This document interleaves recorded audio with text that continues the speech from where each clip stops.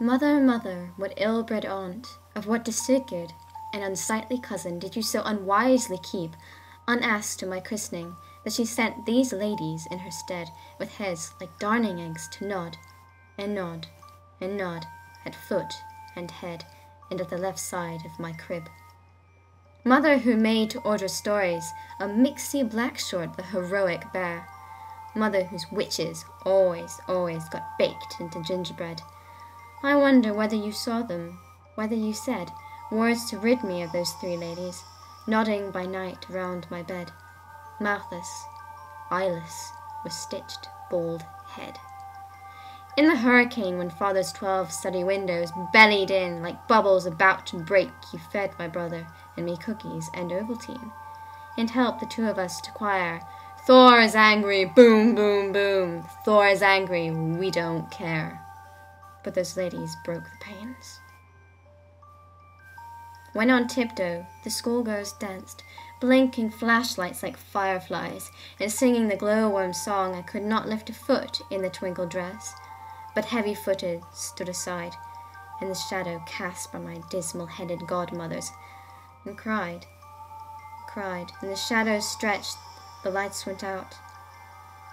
Mother, you sent me to piano lessons, and praised my arabesques and trills, although every teacher found my touch oddly wooden in spite of scales. In the hours of practicing, my ear tone-deaf and, yes, unteachable. I learned elsewhere, from muses unhired by you, dear mother. I woke one day to see you, mother, floating above me in bluest air, on a green balloon bright with a million flowers and bluebirds that never were, never found anywhere. But the little planet bobbed away, like a soap bubble, as you called, "Come here!" And I faced my traveling companions. Day now, night now, at head, side, feet. They stand their vigil in gowns of stone, faces blank as the day I was born, their shadows long in the setting sun, that never brightens or goes down.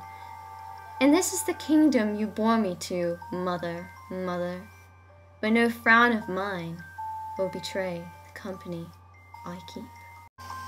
Born and bred during the earlier part of the 20th century, it is little wonder why Sylvia Plath wrote such a haunting and unforgiving poem.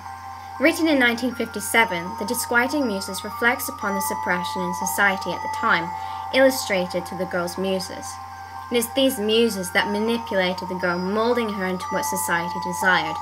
The girl, though realizing the need to step away from her imagination, was heavily influenced by her mother's fairy tales, to such an extent that she is unable to forgive her mother for deceiving her. As a result, the tone of this poem is filled with anger as well as terror, arising from an intense, dark mood. This poem is moderate in length with few rhymes.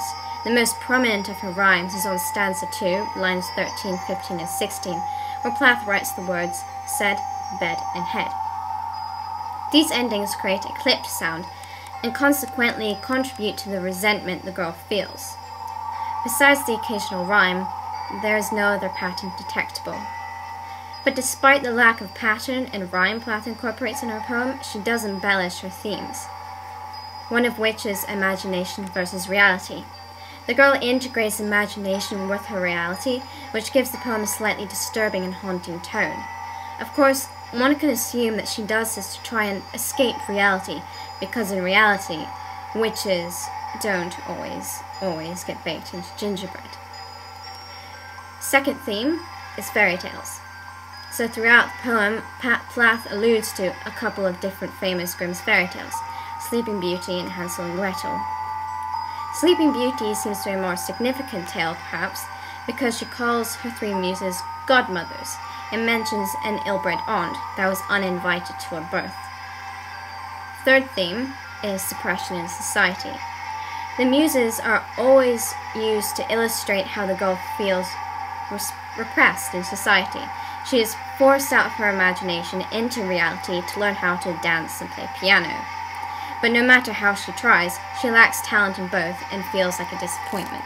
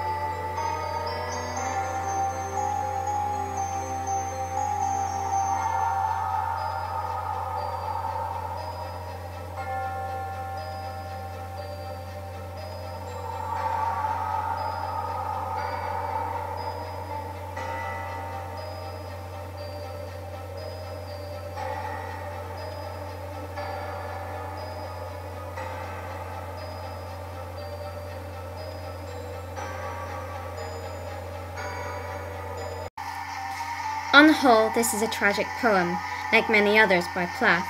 It arises from presumably personal experiences from her childhood, and how she always feels detached from others, trapped and segregated from society. She is constantly shadowed by three muses, the painting of the same name as the poem's title inspired her, who never stopped watching her and judging her. As a consequence, she pushes away her anger of her incompetence and directs it toward her mother. It's from this that a complex mingling of different emotions is created.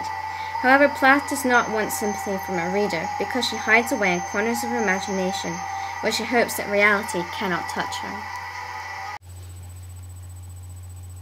Night now. Sleep tight.